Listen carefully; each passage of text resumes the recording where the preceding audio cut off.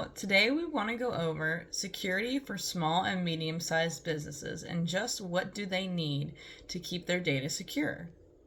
Small and medium-sized businesses need to prioritize keeping up with their security to prevent data loss for sensitive data. This includes implementing firewalls, antivirus software, and regular updates for all other software. Additionally, employee education against phishing and malware is also very crucial to help protect against any scams that could likely come in through an email.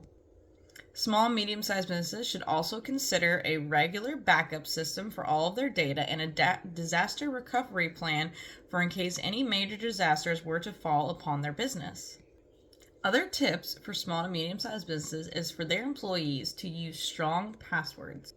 Be careful on what you click on.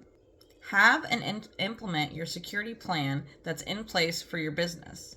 Monitor your network for suspicious activity and hire a professional to overlook all these security practices to stay up to date with the best practices.